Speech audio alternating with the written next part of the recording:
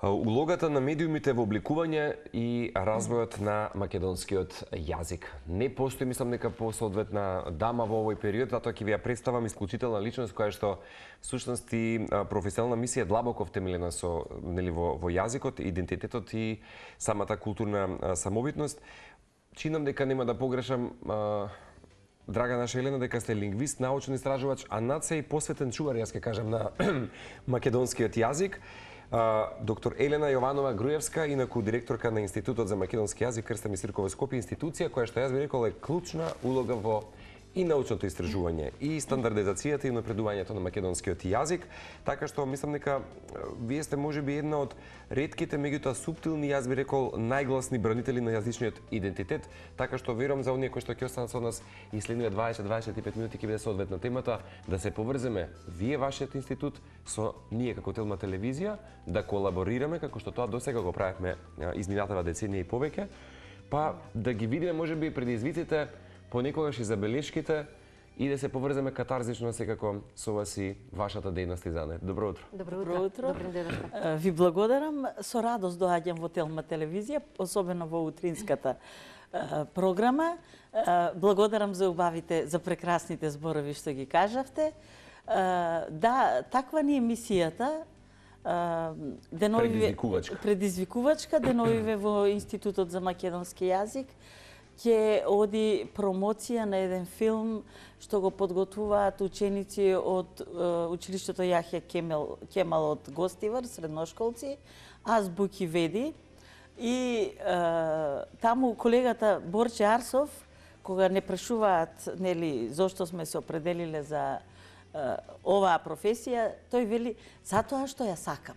Затоа што, да, за мене македонскиот јазик е предизвик, е професија и јас таа професија си ја сакам. Тоа е така. Вистински одговор. Да, затоа што ако знаете, јас велам, поинаку го кажувам истото, тоа, значи, ова се работи од патриотизам. Никаква плата, а сме имале многу години, многу исклучително ниски плати, не е битно тоа, никаква плата не е надоместок за тоа што вие 24 часа мислите и работите за македонскиот јазик. Да. Затоа што имаше еден Благоја Корубин на времето, тој кога се вработувавме, нам ни беше чудно. Тој кажуваше, што и да работите во текот на денот, нели, и најбаналната работа да ја работите, вам умот ќе ви работи и вие позадински ќе размислувате за вашата магистарска, за вашиот докторат, за следната статија што ќе ја пишувате, за следната книга што Потсвесно ќе се провлечат овие работи. Потсвесно за македонскиот јазик ќе работите цел живот. И така и се случува. На вистина е така. Ние се будиме со идејата денеска што да направиме, да се одолжиме на нашите граѓани, на нашата татковина, нели, и да го дадеме својот придонес, да се слушне уште нешто за македонскиот јазик. Но ова што го велите, професор, и луѓето кои што работат со години придонесува за тоа и пораката која што се пренесува, нели, која треба да стигне дури до младите и идните генерации кои што веројатно се соочени со различни предизвици во животот, кои што меѓу другото и негативно влијаат на примената на македонскиот јазик, онака како што така треба да биде. Веројатно вие како вклучени во тој дел кога ќе слушнете некаква промена или нешто што не е правилен македонски јазик, веднаш ви одзвонува во ушите, како велиме, за разлика од многумина кои што можеби нема да го забележат тоа. Да, ние несвесно си го лекторираме во себе, нели? Како професионална информација која што професионално, да, исто како книга кога читаме, сакале ние или не ги забележуваме сите грешки. На крајот кога ќе затвориме книгата, ако сакате, секој од нас во институтот веднаш ќе ви напише статија, нели, за јазичните неправилности во некое дело, нели? Да. Во литературниот стил. И тоа што се некој да. пат лекторирани, нели? Да, многу пати се лекторирани, меѓутоа тука би рекла дека не се почитува доволно мислењето на лекторите. Мене ми се има случајно пред 15 години, лекторирав учебник и ме викнаа на промоција, одам јас на промоцијата, го отварам и не ми се верува. Значи, Вие верувате дека авторите со својата авторска слобода и моќ само пишале Елена, меѓутоа си направиле последни корекции во последен момент, ова да се подзасили вака, да биде така, да биде и така натаму. Јас кога ја прочитав книгата, ја затворив, уште еднаш ја немам отворено во животот. Затоа што вие чемери јат ви представувам. Ама чемери јат и сраме. Ма тој е противзаконски, ваше тиме да стои. Ама сега е противзаконски. Да. Значи, до сега битно беше да стои име на лектор. А сега лекторот ќе одговара. Сега е веќе противзаконски за овие книги, сега што излегуваат. И затоа им препорачувам и на авторите да го почитуваат последниот збор на лекторот и на лекторите да внимаваат малку повеќе, затоа што, знаете, понекогаш се брза и така натаму, нема веќе брзање. Знаете, сакам да ве прашам пред да продолжиме секако за предизвиците на македонскиот јазик, поособено во дигиталната ера и медиуми. Еве, зад камерите говоревме бидејќи секојдневието ни стана толку банално и го сквернаваме од секој аспект, нели, македонскиот стандарден литературен јазик. И јас велам дека заеднички треба да придонесеме, некој ќе се насмее и со подсмев ќе биде тоа јас кога велам дека треба во секојдневната комуникација да естетски да звучи, кога комуницираме, па дури во седнати во кафуле. Да биде најнормален еден убав конструиран разговор кој што ќе ги користи сите убави, да речеме, естетики кои што ги има и располага македонскиот јазик. Така е, така. Ви пречи бидејќи јас во овие децени работење во институтот сигурно сте забележале различни кадри, да не заборам дека секој пат сте, нели, да речеме, во релации и со филолошкиот факултет, и со луѓе кои што се од политичкиот јавен сектор и така натаму. Ви пречи денес како го доживувате и како таа инфраструктура е поставена? Искрено? Знаете како, значи, вака кој ќе кажете изгледа многу страшно, а е страшно, но не е непроменливо. Значи, ако ние ги убедиме младите генерации дека колку што е важно како изгледаат, како се облечени, каква фризура имаат и така натаму, дека е многу важно и како звучат, како зборуваат, а дека е исклучително важно и модерно да се зборува на македонски јазик, во тој случај ќе се смени сликата. Кај нас е сега модерно да се користат сите можни јазици што ги познаваме, пред се англискиот и пред се англискиот сленг влегува многу пати кај нас. И се случува млади генерации, млади деца едноставно да забораваат дека во наша убава Македонија се зборува на македонски јазик и дека за тој македонски јазик се бореле нивните дедовци, прадедовци, баби и прабаби и така натаму, дека ние имаме генерации, векови народни борци за слобода на Македонија и на македонскиот јазик за вака, за службен јазик. Така. Значи, сега имавме пред некој ден една меѓународна конференција јазикот во медиумите. Се случуваше меѓу 15 и 16 мај и тука беше спомнато дека ако македонскиот јазик е еден од избраните јазици во светот, зошто велам избрани? Бил избран во 9 век кога браќата Кирил и Методи го одбрале како после четиријазичниците како петти јазик што се на кој што може да биде преведена Библијата и да се слави Бога. На оној старомакедонски, старословенски од околината на градот Солун. Така.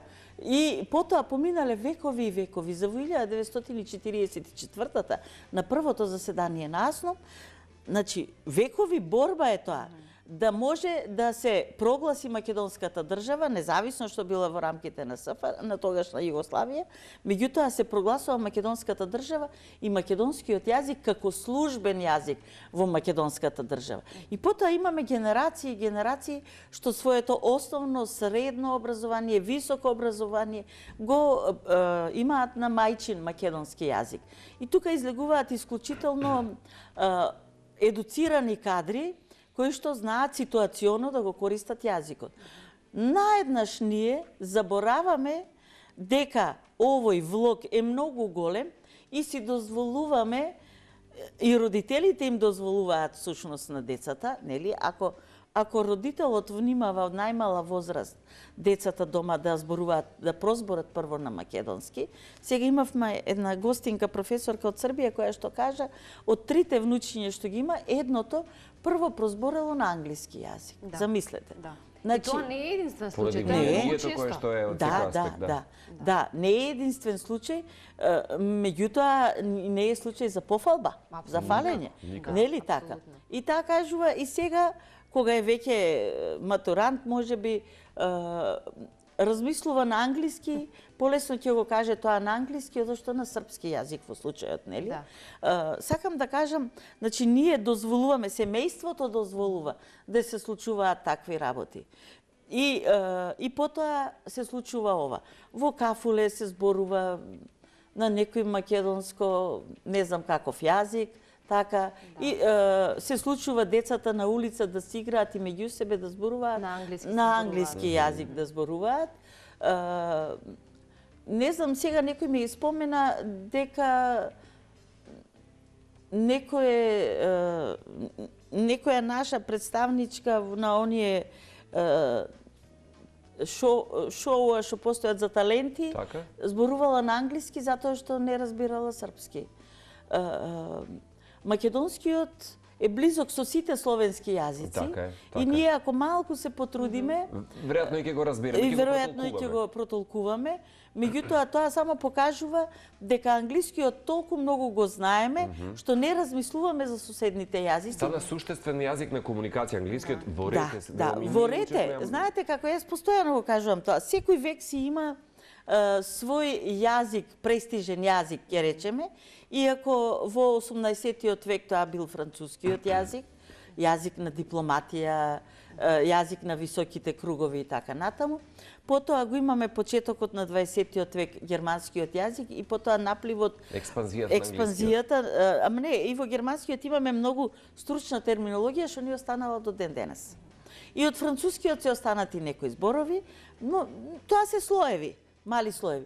Сега англискиот ни станува модел на живење преку англискиот. Меѓутоа секој народ си има своја историја, своја култура, своја традиција. Ако ние ја прифаќаме нашата култура, нашата традиција, ако нашите деца уште од мали ги учиме, нели, да можат да го разпознаваат тешкото, македонските ора, приказните народи, така натаму. Корените традицијата, основата треба да им биде мајчиниот јазик. Мајчиниот јазик основата, но и нешто друго, за гордоста во животот. Значи, секој е домаќин во својот јазик, во својата средина, значи, е најсамоуверен таму. Замислете вие, ако го пуштите, сега ќе го направам тоа, да не биде навредливо, но вака сега. Ако пуштиме едно дете од нискиот слој во општеството, да го пуштиме да се дружи со друг слој во општеството. Тоа дете ќе помине многу години додека биде прифатено. Ма најдобро на свет да е. Многу години, тоа може да му остави траги.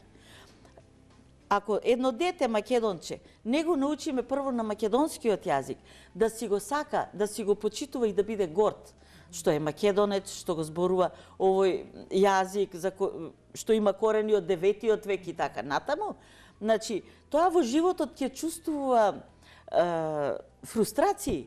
Зошто? Затоа што ќе се чувствува секогаш прилепен кон некој друг јазик, независно кој јазик е. И ќе се чувствува инфериорно во тој дел. И ќе се чувствува инфериорно, а нема потреба.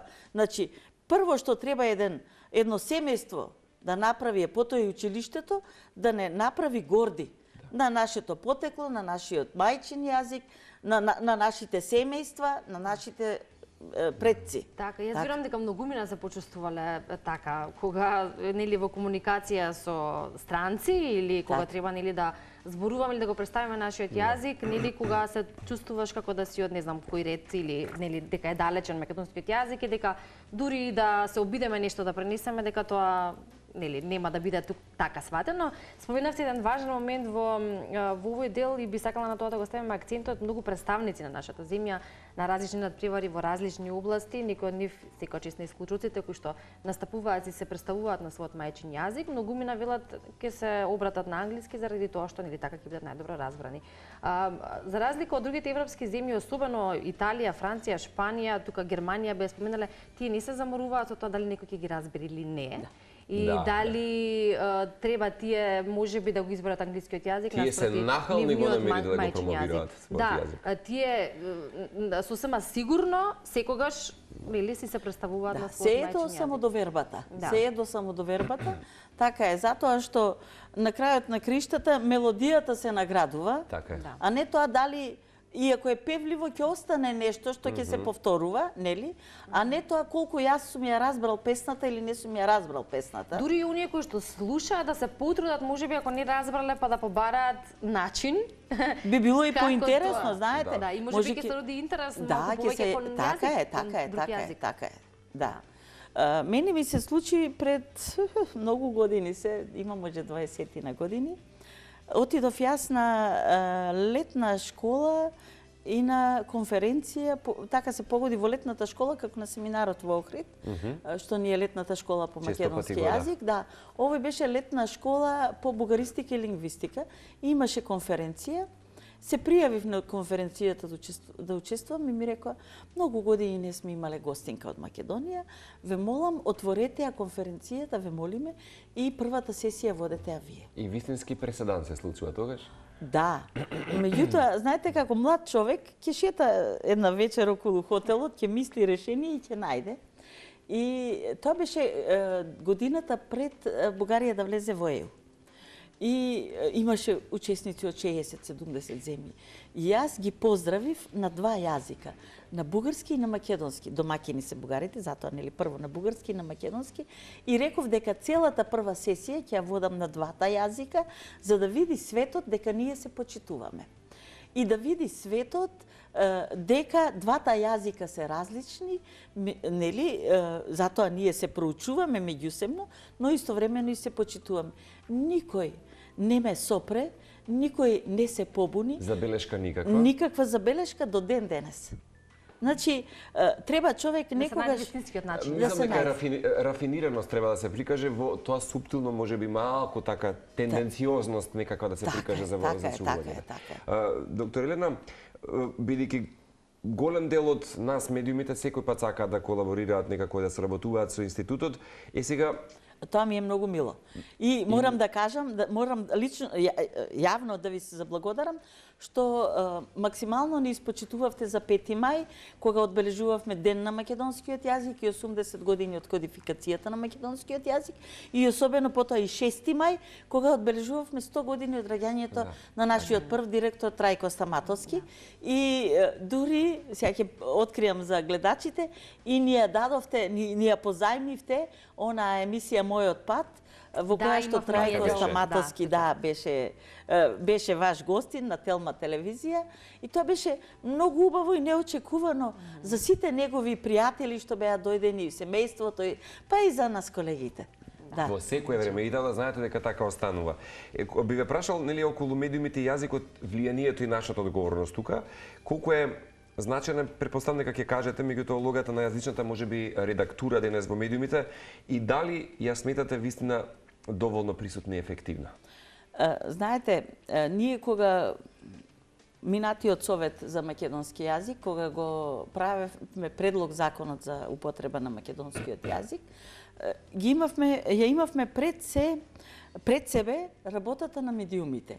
И откривме нешто, дека всушност најголем дел од медиумите немаат свој лектор и дека државните институции немаат свој лектор. И дека тоа што ви доаѓа од некое министерство не е воопшто лекторирано. И дека тоа што го слушате на телевизија, дека не поминало низ рацете на некој лектор. И тука всушност тоа е многу голем проблем. На тој начин ние не покажуваме демократизација, ние покажуваме анархија и непочитување на својот мајчин јазик. И затоа во законот за употреба на македонскиот јазик стои дека сите медиуми и сите државни институции од локалната самоуправа, од локалната власт, треба да имаат свој лектор. Деновиве, може би има 2 недели, се донесе некој закон за електронските медиуми, за порталите, пред се беше. И таму пишува, вели, минимум 2 вработени. Но никаде не стои дека треба да има лектор. И ние, значи, донесен закон за употреба на македонскиот јазик, носиме закон, но никаде не е апострофиран лекторот. Никаде не е апострофиран лекторот. И значи, како ќе функционираат порталите пак со нелекторирани текстови?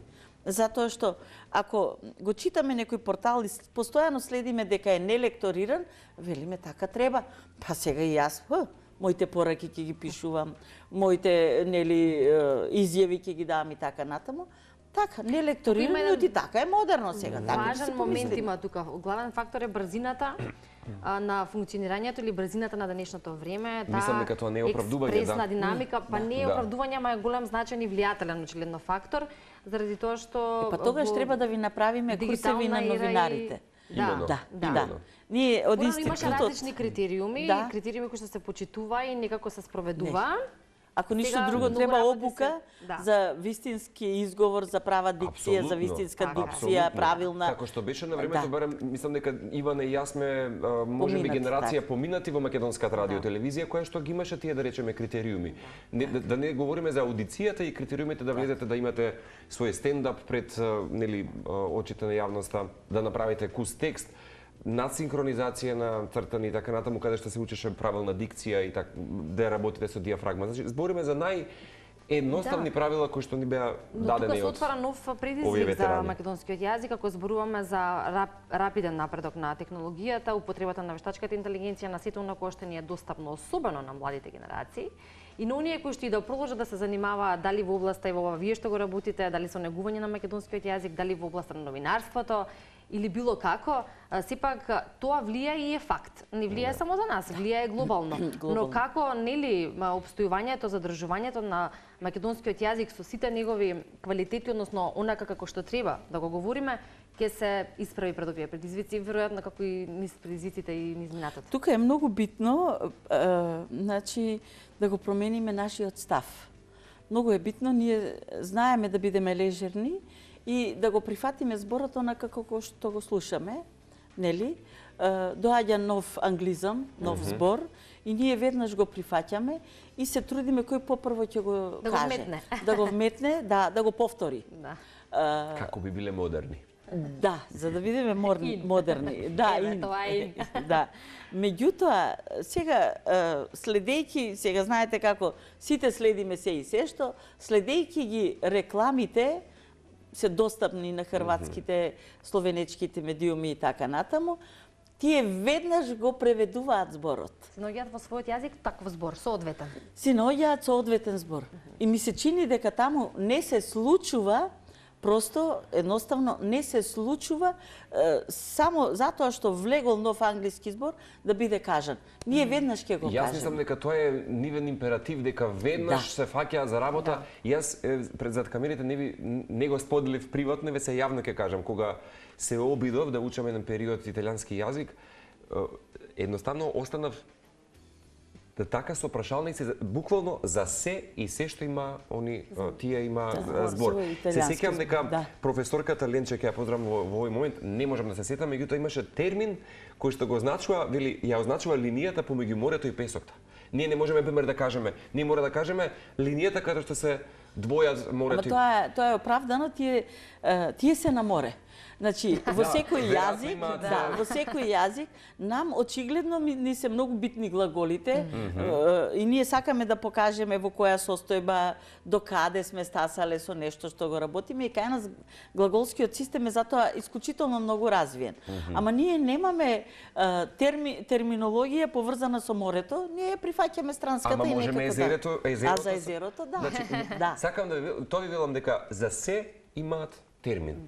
Значи, обогатување апсолутно. Не знам, таа најде некакви податоци дека годишно, како што велите сега, нели, предмалку, за други нации во светот, како ги надополнуваат своите термини, нови, кои што се добиваат, а се дел од, да речеме во случајот, нели, италијанскиот, хрватски и така натаму. Така, да. И тоа е многу битно, затоа што инаку, знаете, за некоја година ние ќе имаме македонски јазик со премногу туги зборови и со исклучително големо влијание врз морфологијата и врз синтаксата, односно во системот. Кога ќе влезат промените во системот, тогаш станува голем проблем. Затоа што тие потоа не можат така лесно да излезат, можеби и не можат да излезат воопшто. Лексиката е менлива работа. Кога зборувавме пред малку, зборувавме нели за сленгот, за жаргонот на младите. И ако децата се во основно училиште, учат од своите поголеми братчиња, сестричиња, соседите и така натаму, слушаат жаргон и го користат. Ако се во средно училиште, самите го создаваат. Сега тука најчесто, за жал, го произведуваат врз основа на англискиот. Во наше време жаргонот, јас кога бев млада, жаргонот беше произлезен од македонски зборови. По некој србизам. Од Белград ни беше оној кој што беше доминантниот во тогашната држава. Ама изграден, конструиран токму тука. Но изграден, конструиран, да, тука. Тој е минлив. Жаргонот е од минлив карактер, ако е во лексиката. Значи, секоја генерација си има свој, следната генерација одново. Нешто останува, нешто се менува, нели, и така натаму. Ако ние кога сме биле млади, за се сме кажувале супер, нели? Потоа се кажуваше кул, сега се кажува окей и така натаму. Значи се менува со генерациите и сега младиве нема да ги слушнете да кажат за нешто дека е супер, ќе речат нешто друго, нели? Сосема друго. Сакам да кажам дека тоа е менлива ситуација со жаргонот. Меѓутоа не е менливо кога ќе влезе во структурата тугиот елемент. Тука е сета работа. Ние не смееме да дозволиме да влезе во структурата. Не кажав, минатава недела во институтот имавме меѓународен научен собир, јазикот во медиумите, пред мене е програмата, 2 дена, состојби, предизвици и перспективи, и ги разгледавме, па да ви кажам, сите можни медиуми, нели, ги разгледавме, ги видовме. Направивте некаква ревизија така? На некој начин, да, на некој начин, но се понудија и многу решенија. Дури замислете од вестите, прашањето беше новиот папа како треба да се кажува и ние рековме дека Лав е вистинското име. Преводот, нели? Затоа што и сите претходни папи сме давале македонска варијанта на името. Адаптација, македонската варијанта на неговото име е Лав. Општо словенската. И ќе видите дека во поголемиот број од словенските, ако не и во сите словенски земји, тој ќе си биде Лав. Да. И така дадовме и други некои решенија, нели, кажавме, убаво е што многу телевизии, портали, па и вие на Телма на Утринска спомнавте за конференцијата, убаво е што вака се грижите и се интересирате што сме решиле, што сме направиле на овие конференции. И има веќе една иницијатива, веќе една година трае. Меѓутоа, независно што постојано имаме некакви обврски, треба да се направи, а тоа е, ние сме подготвени уште од минатиот совет бевме задолжени да правиме емисии да правиме курсеви со новинарите и со лекторите што работат во медиумите. И еве, ова е еден јавен повик, сме го спомнали досега, меѓутоа можеби јуни е веќе време кога треба да почнеме.